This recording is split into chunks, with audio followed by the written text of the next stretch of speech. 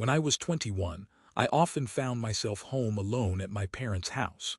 We lived beside a small pond right in our backyard, and just across it, there was a tiny town park. Our neighbors were pretty spread out, and we had a pretty upscale neighborhood compared to the rest of town, with large properties and lots of space. I'm fully moved out now, but back when I was in college, my parents were doing well financially and owned multiple houses. So chances are, I was often by myself.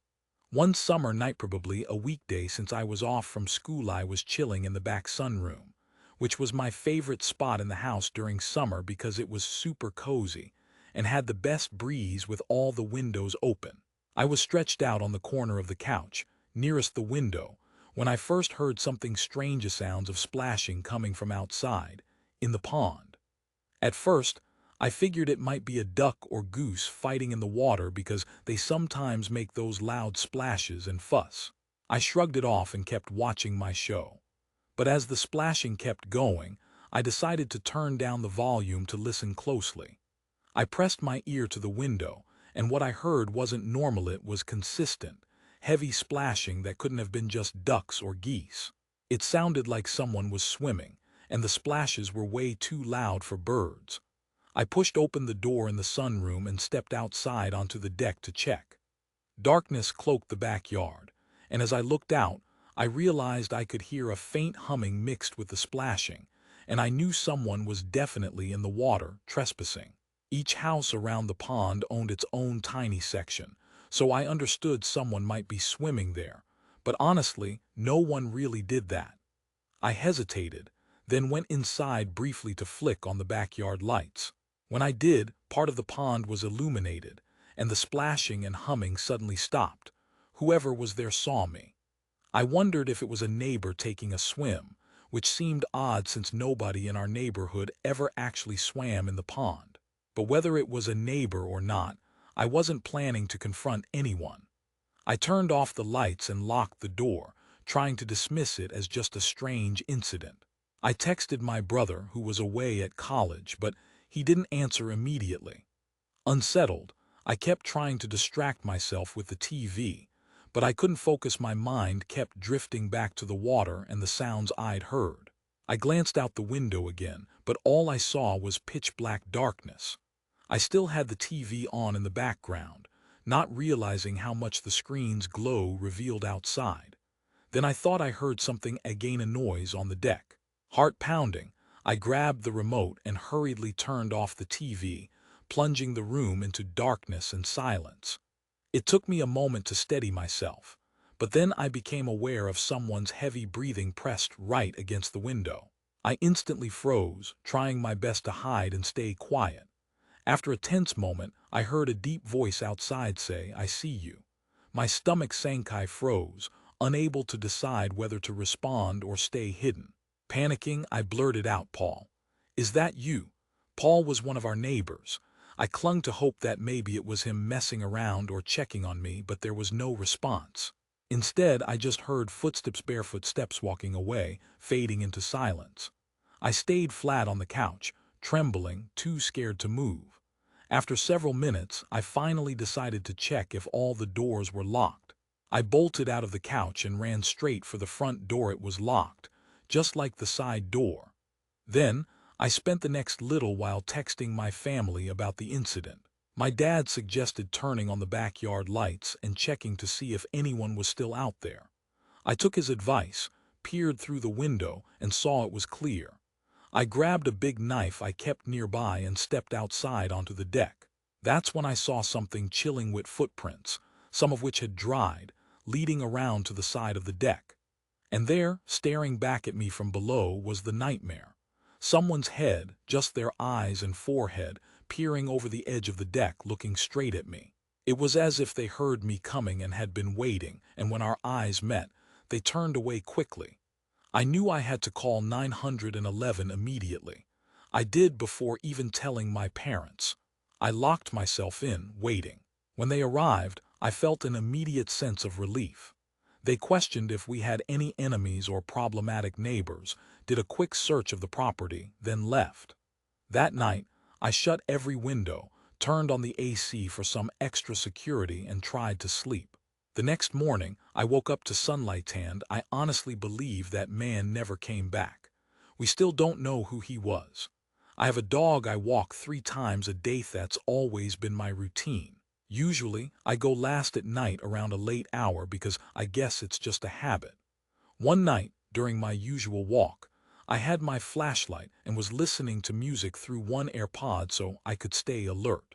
As I approached the parking lot, I heard something. I had a voice, but I was so lost in my music that I didn't pay attention until it was right in front of me. I took out my AirPod and stopped, listening carefully. The strange thing was, I heard the voice again, but I couldn't see anyone around. I kept walking, thinking I was just imagining things. But as I reached near the parked cars, I froze, me heart pounding, when I heard muffled words like help spoken multiple times. It was coming from my left side near the cars. My dog seemed to sense it too. His ears went up, and he looked in the same direction I was. That's when I realized something really eerie. The voice didn't sound entirely like a kid, but like a grown-up mixed with a child, muffled and flat, with no real emotion or change in tone. Each time it called for help, but it didn't sound urgent or distressed, more like a generic cry. I ran home with my dog, scared out of my mind. I tried to tell my mom, but she was just as confused as I was. I suggested we call the cops, but she said it probably wasn't necessary. Still, I kept wondering, was the voice muffled? Was someone hiding nearby, waiting for me to get closer? I don't really like thinking about it, but I still get disturbed whenever I remember that night. This was the spot where I stopped and listened, the area to the left where I heard the voice of Ali with no other visible source. At that time, the cars parked there were bigger trucks and SUVs, covering most of the space, making it even harder to pinpoint where the sounds came from. To this day, I've never figured out what it was. Now, here's the reason my family ended up moving out of the house that had been in the family for 3 generations. I've struggled with depression most of my life, that feeling of uselessness that's hard to shake. I'm doing much better now, but as a kid, it was rough. I spent most of my time alone in my room, which was on the back corner of our house, nestled in a wooded area where trees lined 3 sides and a forest separated us from neighbors. The room was big, with windows on 2 walls facing the woods. It was kind of creepy for a kid. Things started to happen when I was around 10. I was in 5th grade and still too young to be disbelieving when I'd wake up from nightmares.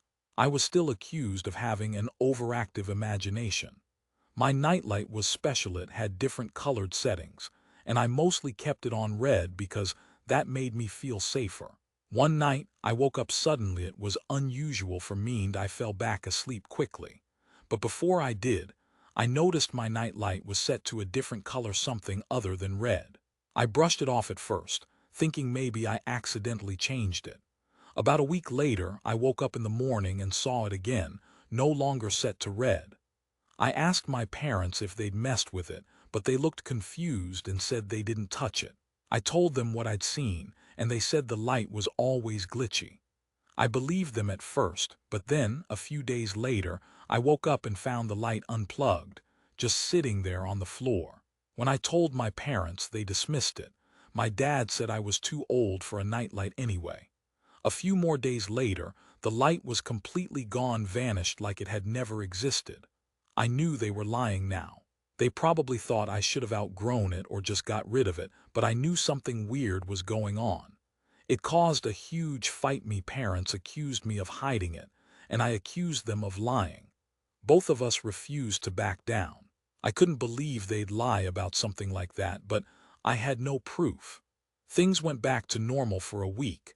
Then I started waking up randomly night after night. I didn't know what woke me, but after the 4th time I told my parents.